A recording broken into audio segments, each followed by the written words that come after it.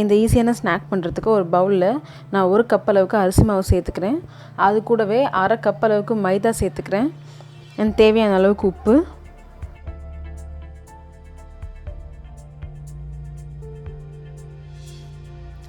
கால் teaspoon அளவுக்கு மிளகுத்தூள், கொஞ்சமாக வந்துட்டு பெருங்காயத்தூள் ஒரு 2 பிஞ்ச் அளவுக்கு,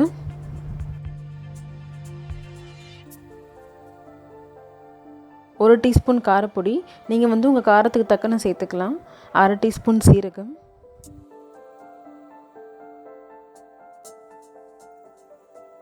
இப்போ இந்த ட்ரை இன்க்ரீடியன்ஸ் எல்லாத்தையுமே ஒரு ஸ்பூன் வச்சு கலக்கிக்கோங்க. ஏன்னா நீங்கள் தண்ணியெல்லாம் சேர்க்கும் போது பார்த்தீங்கன்னாக்கா இதெல்லாம் ஈவனாக ஸ்ப்ரெட் ஆகாது, அங்கேயும் இங்கேயும் இருக்கும்.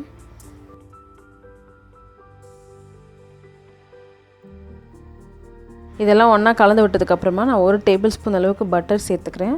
அண்ட் அது கூடவே 2 டேபிள் ஸ்பூன் அளவுக்கு எண்ணெய் சேர்த்துக்கிறேன். இது எதுக்குன்னா உங்களுக்கு இந்த ஸ்நாக் வந்து நல்லா கிறிஸ்பியாக வரும், அதுக்காக. அண்ட் ரொம்ப நாள் நமுத்து போகாமலும் இருக்கும். இது கூடவே 2 டேபிள் ஸ்பூன் அளவுக்கு பொடியாக நறுக்குனா கொத்தமல்லி இலை சேர்த்துக்கிறேன். சேர்த்துட்டு இப்போ இது எல்லாத்தையும் வந்து நல்லா ஒரு வாட்டி கையாலே கிண்டி விட்டுக்கலாம். இது எல்லாத்தையும் நல்லா ஒன்றா கலந்ததுக்கப்புறம் பார்த்தீங்கன்னா இந்த மாவு நீங்கள் இப்படி எடுத்து இப்படி பிடிச்சிங்கன்னு சொன்னால் அதே ஷேப்பில் நிற்கணும். அண்ட் உதுத்து விட்டால் உதிரணும்.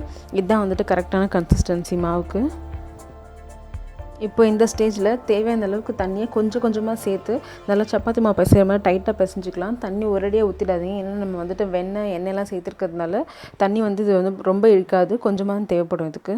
ஸோ இப்போ நான் டைட்டான மாவாக பிசைஞ்சிட்டேன். இப்போ வந்துட்டு இந்த மாவை வந்து 3ஆக பிரிச்சுக்கலாம். பிரிச்சுட்டு நம்ம எப்பவுமே சப்பாத்தி கொட்டுற மாதிரி உருட்டிக்கலாம். உருட்டினதுக்கப்புறமா வந்துட்டு இந்த மாதிரி ஒரு பாட்டில் கேப் இல்லை குக்கி கட்டர் உங்ககிட்ட எது இருக்கோ அதை வச்சு வந்து உங்களுக்கு வேணுங்கிற ஷேப்பில் கட் பண்ணிக்கோங்க. எனக்கு இந்த ஷேப் தேவைப்பட்டதுனால நான் ஒரு பாட்டில் மூடியை வச்சு அதை கட் பண்ணுறேன். ஷேப் பண்ணதுக்கப்புறமா நம்ம ஷேப் பண்ணி வச்சுருக்கிறத தவிர மிச்சம் இருக்க மாவெல்லாம் அப்படியே பொறுமையாக எடுத்துருங்க. எடுத்துட்டு இந்த ஷேப் பண்ணி வச்சுருக்கோம் இல்லையா, இதில் வந்துட்டு ஒரு ஃபோர்க் யூஸ் பண்ணி இந்த மாதிரி அங்கங்கேயும் வந்துட்டு ஹோல் போட்டு விட்டுருங்க.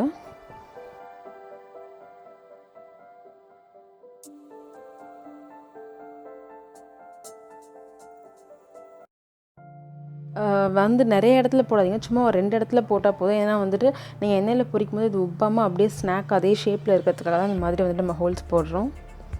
அண்ட் இதோட திக்னஸ் வந்து பார்த்திங்கன்னா இப்போ நான் காமிக்கிறேன் இல்லையா, இந்த அளவுக்கு தான் இருக்கணும். இதுக்கு மேலேயும் தடியாகவும் இருக்கக்கூடாது, மெலிசாகவும் இருக்கக்கூடாது. இதுதான் கரெக்டான திக்னஸ். இப்போ வந்துட்டு இது எல்லாத்தையும் எடுத்து எண்ணெயில் வந்து நல்லா எண்ணெய் சூடானதுக்கப்புறமா போட்டு பொரிச்சு எடுத்துடலாம். கோல்டன் கலர் வர வரைக்கும் பொரிச்சு எடுத்துக்கலாம். அதுக்கு மேலே ரொம்ப டார்க் ப்ரௌன் கலர்லாம் விடாதீங்க. அவ்வளோதான், ரொம்பவே ஈஸியான ஒரு டீ டைம் ஸ்நாக் ரெடி. நீங்கள் டீ கூட வந்துட்டு நல்லா காரமாக சாப்பிட்றது இது நல்லா பர்ஃபெக்டாக இருக்கும். ஸோ அதை கண்டிப்பாக ட்ரை பண்ணி பாருங்கள். தேங்க்ஸ் ஃபார் வாட்சிங்.